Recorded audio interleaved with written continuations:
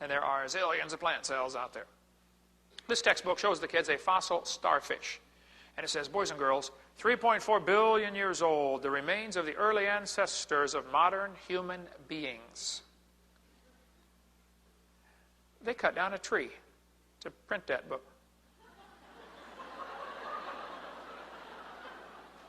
Was your great-great-great-great-great-great-great-great-great-great-great-great-great-grandpa a starfish? I bet he could pick cotton like crazy. Okay, now please do not laugh at this next picture. This will be a picture of my brother when he first wakes up in the morning after his first cup of coffee, which apparently was a little too strong. By the way, we need to warn this next generation of kids. Kids, do not drink coffee. Because if you drink coffee when you're young, when you get married, your babies will be born naked. How many did not know that before? Come on now, be honest. There, 2, 3, okay. This will be my brother on the left. Now, please don't laugh. He can't help it. There he is, right there.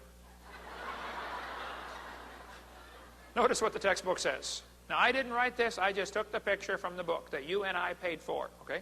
Here's what it says. 30 million years ago. Now, kids, let me translate that for you. Anytime a textbook says millions of years ago, what it really means is long ago and far away. It means a fairy tale is coming next. That's your warning, fairy tale coming up. 30 million years ago, these critters evolved. Oh, there's that word again. You got to watch that word. It says they're ancestral to both humans and modern apes. Ancestors to humans. Grandpa? What big eyes you have, Grandpa. The better to see you with, my boy. You know, we've been teaching the kids they're nothing but an animal, and today a lot of them act like animals. Even Barbara Reynolds can figure it out. She's a liberal journalist. She said, your kids go ape in school? Here's why. He's being taught evolution. Johnny, you're an animal and share a common heritage with earthworms.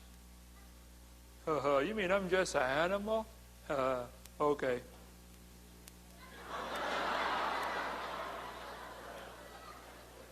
We tell them there's no such thing as right and wrong. There's no way to tell truth. Hey, if evolution is true, how do you tell right from wrong?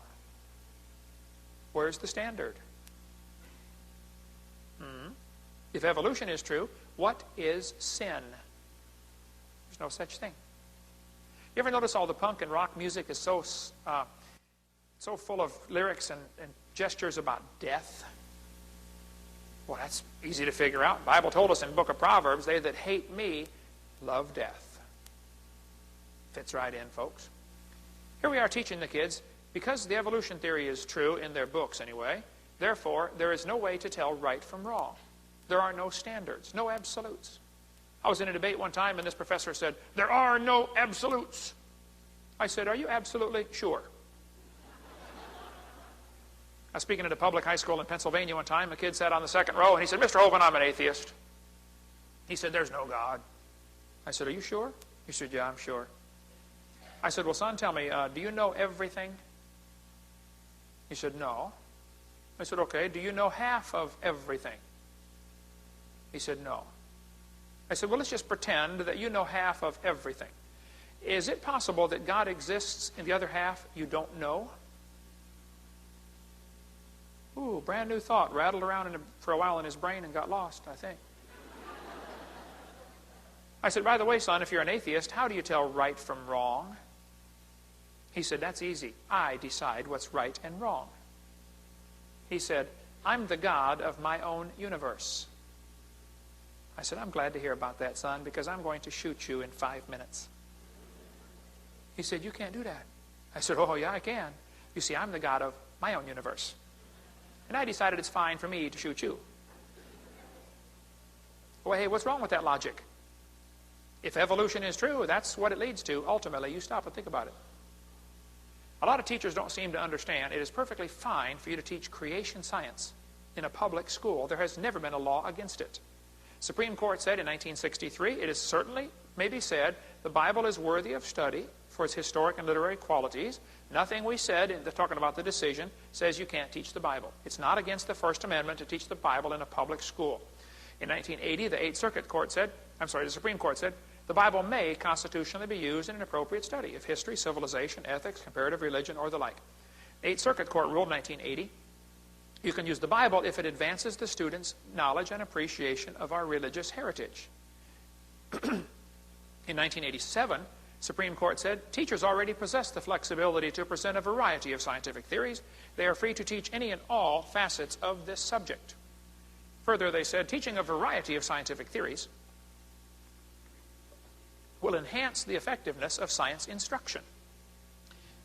After the 1987 court case, when Louisiana had passed a law requiring creation to be taught, and the court struck that law down, Stephen Gould, who hates creationists, said no statute exists in any state to bar instruction in creation science. It could be taught before, it can be taught now. The court simply said the state cannot require creation be taught. That was it. They didn't say you couldn't teach it. They just said you can't require it to be taught. That was all. California State School Board says, discussions of any scientific fact, hypothesis, or theory related to origins is appropriate to the science curriculum. If you want to get a Bible class in your public school, you're welcome to do that. Elizabeth Ridenour can help you do it. There's her phone number. 150,000 students are taking her curriculum right now. If I want to get Dwayne Gish's book on teaching creation science in a public school, it's on the table out there. What's happened, though, the ACLU, down through the years, has learned all they have to do is threaten to sue a school. Now follow this. The ACLU knows they would lose the lawsuit. Doesn't matter. The threat of a suit causes the average principal to tell the teachers, don't teach creation. Now here the teachers got a problem because the Supreme Court says they can, State Supreme Court says they can, the Circuit Court says they can, even the California State Board of Education says you can, but their boss says you can't. And this is where it's breaking down all across the country, folks. It's gutless principals that won't stand up to the ACLU and say, sue me. In case you don't know, the ACLU is the American Communist Lawyers Union.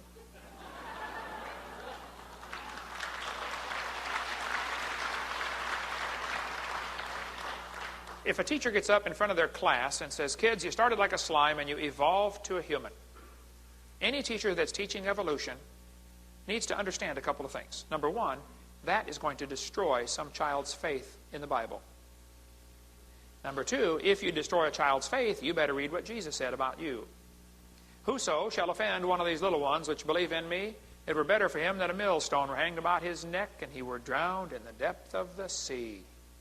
Anybody that teaches evolution is in serious trouble when they stand before God. Don't get mad at me. You take it up with Jesus. The Bible says in the book of James, my brethren, be not many masters, knowing that we shall receive the greater condemnation. It hasn't always been this way in America, though. Back in the 50s, the average textbook only had a little bit of evolution. It wasn't talked about much, 2,000 or 3,000 words, and they dropped the subject. 1957, the Russians beat us in the space race by launching Sputnik, and Americans panicked. How many of you remember the panic in 57 when the Russians beat us in the space race? Everybody said, wow, the Russians are ahead in science. It's probably because they teach evolution. What does teaching evolution have to do with putting up a satellite? By the way, nobody's been able to point out one good thing that's come from the evolution theory. That's not why we have satellites. That's not why we have computers. The theory is useless. Even if it's true, it's useless. But it's certainly not true, okay? 1959, though, was the 100-year anniversary of Darwin's book coming out.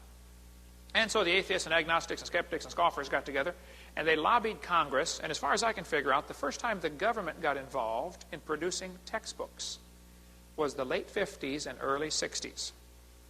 By 1963, the average textbook had 33,000 words about evolution. It dropped off after 63, not because there was less evolution, but because there was less textbook. Overall, textbooks got smaller and less words total. The percentage of evolution remained the same. Then in 1963, prayer was taken out of our school system. Anybody remember that with Madeleine Murray O'Hair? 1963 is when we saw a great rise in sexually transmitted diseases for kids 10 to 14 years of age. 1963 is when we began to see a rise in premarital sex for every age group. 1963 is when we saw a great rise in unwed birth rates for girls 10 to 14. Now the birth rates are up 100%. Pregnancies are up over 500. The difference is being aborted. We cover that on video number 4. Right now, 1/3 of all the kids born in the hospitals are to a couple that's not married. The number of unmarried couples living together in adultery has increased 725%. God's word has not changed. Whoremongers and adulterers, God will judge. The Bible said, thou shalt not commit adultery. It's one of the 10 commandments, not the 10 suggestions. And Jesus said, if you even look in lust, you've committed adultery already in your heart. By the way, ladies, that's why you should be careful how you dress. My daddy always said, if you're not in business, don't advertise. You figure it out, okay?